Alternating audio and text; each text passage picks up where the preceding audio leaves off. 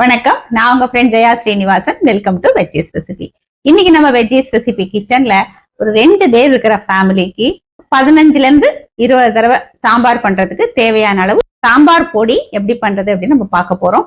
மாசம் ஃபுல்லா நம்ம டெய்லி சாம்பார் பண்ண மாட்டோம். நடுவுல மோர் குழம்பு, மிளகு குழம்பு, கருவேப்பிலை குழம்பு, பொரிச்ச குழம்பு நிறைய பண்ணுவோம். அப்போ நமக்கு இந்த பொடி தாராளமா ஒரு மாசத்துக்கு வந்துடும். கம்மியான அளவுகள்ல பண்ணும்போது ஃப்ரெஷ்ஷா இருக்கும். வறுக்கிறது, அரைக்கிறது எல்லாமே ஈஸியா இருக்கும். ரொம்ப குவிக்கா ஆயிடும். கம்மியான குவான்டிட்டி அப்படிங்கறதுனால மிக்சில இந்த சின்ன ஜார்ல போட்டே நம்ம அரைச்சலாம். அப்ப அது ஃபாஸ்டா முடிஞ்சிடும். பக்கத்துல மில் எதுவும் இல்ல, மிக்சில தான் அரைச்சுக்கணும் அப்படிங்கிறவங்களுக்கும் ஈஸியா இருக்கும். இன்னைக்கு சாம்பார் பொடி பண்ணும்போது நான் மெஷரிங் கப் அளவுகள்லயும் நான் சொல்றேன், கிராம் கணக்கும் சொல்றேன். உங்களுக்கு எது கன்வீனியன்டா இருக்கோ நீங்க அதை ஃபாலோ பண்ணிக்கோங்க.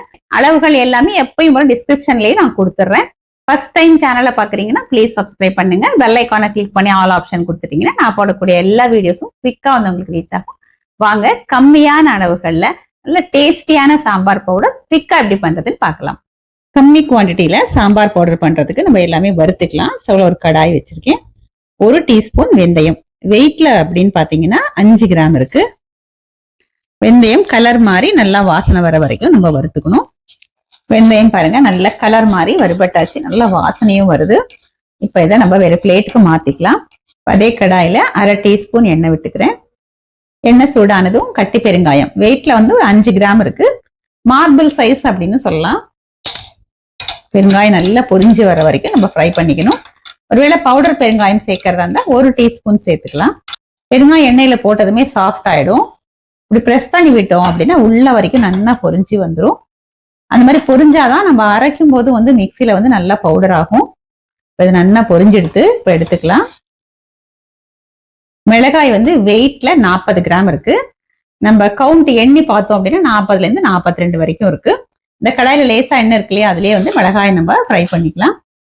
மீடியம் ஃப்ளேம்ல மிளகாய் கருகிடாம நல்லா நம்ம வறுத்துக்கணும். இந்த காம்போடையே வறுத்துட்டு அதுக்கப்புறம் நம்ம காம்பை வேணாலும் எடுத்துக்கலாம். முன்னாடியே எடுத்துட்டோம் அப்படின்னா அந்த விதை இருக்கும் இல்லையா, அது ரொம்ப வறுபட்டு ரொம்ப அப்படி கமரும், நமக்கு ரொம்ப நெடி அடிக்கும். அந்த காம்போடையே கூட அரைச்சிக்கலாம், அதுவும் நல்லா தான் இருக்கும். மிளகாயும் நல்லா வறுபட்டு எடுத்து நல்லா கலகலன்னு சத்தம் கேட்குது பாருங்க. மிளகாயும் நம்ம வேற பிளேட்க்கு டிரான்ஸ்ஃபர் பண்ணிப்போம்.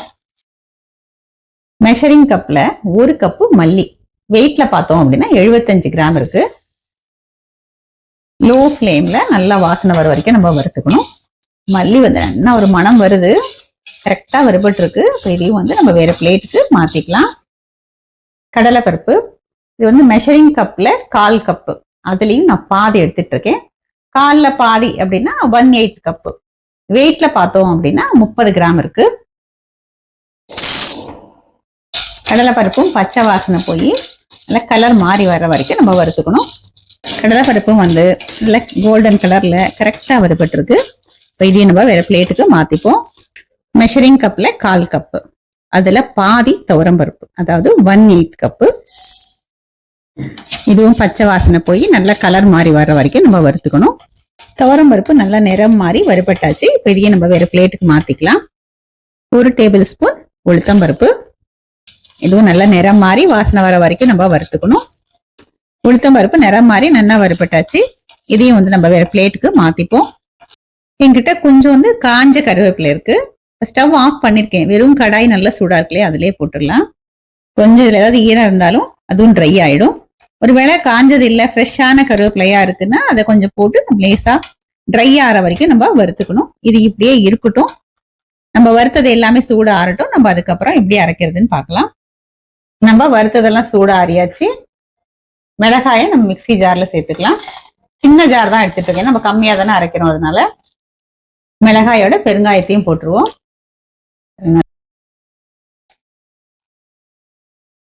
சின்ன சின்னதா அப்படி உடைச்சு போட்டோம்னா அரைக்கிறது ஈஸியா இருக்கும். ஃபர்ஸ்ட் இதை நம்ம அரைச்சி எடுத்துப்போம். மிளகாயும் பெருங்காயம் இந்த அளவுக்கு அரைச்சாச்சு. நம்ம வறுத்து வச்சிருக்கிற வெந்தயத்தை சேர்த்துருவோம். கருவேப்பிலை, உளுத்தம்பருப்பு, துவரம்பருப்பு, கடலைப்பருப்பு, இது எல்லாத்தையும் நம்ம அரைச்சி எடுத்துக்கலாம். பாருங்க, பருப்பு எல்லாம் சேர்த்து அரைச்சிருக்கேன். இப்ப நம்ம வறுத்து வச்சிருக்கிற மல்லியும் சேர்த்துலாம்.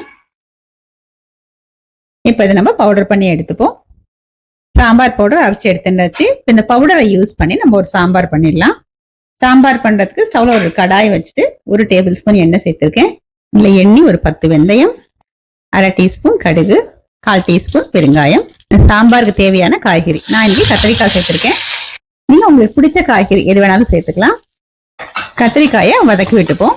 ஒரு 2 நிமிஷத்துக்கு இந்த கத்திரிக்காயை நல்லா வதக்கியாச்சு. நெல்லிக்காய் அளவுக்கு புளியை ஊற வச்சுட்டு புளிஜலம் கரைச்சி எடுத்துட்டு இருக்கேன். கத்திரிக்காயில விட்டுருவோம். 1/4 டீஸ்பூன் மஞ்சள் பொடி, சாம்பாருக்கு தேவையான அளவு உப்பு சேர்த்துடலாம். இப்ப இது நல்லா கொதிச்சு இந்த புளிஜலத்தோட பச்சை வாசனை போகட்டும். இந்த புளிஜலம் பச்சை வாசனை போக நல்லா கொதிச்சாச்சு. கத்திரிக்காயும் நல்லா வெந்திருக்கு பாருங்க. இப்ப நம்ம அரைச்சி வச்ச சாம்பார் பவுடர்ல இருந்து 2 டீஸ்பூன் இதுல சேர்த்துக்கலாம். கொஞ்சம் கருவேப்பிலை, இதை நல்லா மிக்ஸ் பண்ணி விட்டுப்போம். 2 நிமிஷத்துக்கு இது நல்லா கொதிக்கட்டும். சாம்பார் பொடி செய்யறதுக்கு அப்புறம் அது நல்லா கொதிச்சுடுத்து 50 கிராம் துவரம் பருப்பு நல்லா குழைய வேக வச்சிருக்கேன். இந்த பருப்பு வந்து சாம்பார்ல சேர்த்துக்கலாம். குக்கர்ல கொஞ்சமா ஜலம் விட்டு கலந்து அதுவும் விட்டுருவோம். நல்லா மிக்ஸ் பண்ணி விட்டுக்கலாம். பருப்பு சேர்த்ததுக்கு அப்புறம் ரொம்ப வந்து கொதிக்க வேண்டாம், ஒரு கொதி வந்தா போதும்.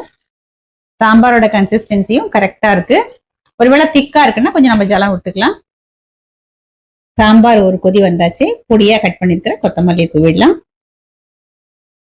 நான் மிக்ஸ் பண்ணிட்டு சர்விங் பவுலுக்கு மாத்திப்போம். கொதிக்கும் போதே சாம்பார் வந்து நல்லா கமகமான வாசனையா இருக்கு. கம்மியான அளவுகள்ல நம்ம பண்ணிருக்கிற சாம்பார் பவுடர் சூடு ஆறினதுக்கு அப்புறம் இந்த மாதிரி பாட்டில ஸ்டோர் பண்ணி வச்சிட்டோம் அப்படின்னா நம்ம தாராளமா 1 மாசத்துக்கு நம்ம யூஸ் பண்ணிக்கலாம். இந்த அளவு வந்து நம்ம கண்டிப்பா ஒரு 20 தடவை சாம்பார் பண்றதுக்கு நமக்கு வந்துடும். இந்த சாம்பார் பவுடரை யூஸ் பண்ணி நான் சாம்பார் எப்படி பண்றது அப்படின்னு காமிச்சிருக்கேன். கலர் டெக்ஸ்டர் சூப்பரா வந்திருக்கு, நீங்களே பாத்துட்டீங்க. வாசனை அப்படின்னு பாத்தீங்கன்னா அப்படியே அந்த சாம்பார் கொதிக்கும் போது அப்படியே வீடே மனமா இருந்தது. அந்த அளவுக்கு வந்து சூப்பரா இருக்கும். இந்த சாம்பார் பவுடரை வந்து நம்ம சாதத்துக்கு பசங்க சாப்பிடுவோம் இல்லையா, அந்த சாம்பாருக்கும் யூஸ் பண்ணிக்கலாம். டிஃபன் சாம்பாருக்கு யூஸ் பண்ணலாம். நம்ம கிச்சடி எல்லாம் பண்ணோம் இல்லையா, அந்த கிச்சடிக்கும் நம்ம யூஸ் பண்ணிக்கலாம். எல்லாத்துக்குமே இது வந்து ரொம்ப நல்லா இருக்கும். வறுக்கும் போது நான் இன்னைக்கு காமிச்ச மாதிரி தனித்தனியா வறுத்துக்கோங்க. ஏன்னா ஒவ்வொன்றும் வந்து வறுபடுற டைம் வந்து வேற வேறையா இருக்கும். நம்ம ஒன்னா சேர்த்து வறுத்துறோம்னா ஒன்னு அதிகமா வறுபடும், ஒன்னு பச்சையாவே இருந்துரும். வறுத்தது எல்லாமே நல்லா சூடு ஆறினதுக்கு அப்புறம் நம்ம மிக்சி ஜார்ல சேர்த்து நம்ம அரைச்சுக்கணும். அப்பதான் கரெக்டா வந்து மசியும். காத்தால நம்ம பால் காய்ச்சற நேரத்திலேயே இன்னொரு ஸ்டவ்ல நம்ம இந்த சாம்பார் பொடிக்கு தேவையானதெல்லாம் வறுத்துடலாம். குவான்டிட்டி கம்மி அப்படிங்கறனால சீக்கிரமே வறுபட்டுடும், நமக்கு வேலையும் ஈஸியா ஆயிடும். இதே மாதிரி இதே மெத்தட்ல இதே அளவுகளோட இந்த சாம்பார் பவுடரை நீங்க ட்ரை பண்ணி பாருங்க. கண்டிப்பா சூப்பரா வரும். ட்ரை பண்ணி பார்த்துட்டு எப்படி வந்ததுன்னு கமெண்ட்ல சொல்லுங்க. லைக் பண்ணுங்க, உங்க ஃப்ரெண்ட்ஸ் அண்ட் ஃபேமிலியோட ஷேர் பண்ணுங்க. புது ரெசிபியோட நாளைக்கு நான் உங்களை மீட் பண்றேன். தேங்க்ஸ் ஃபார் வாட்சிங்.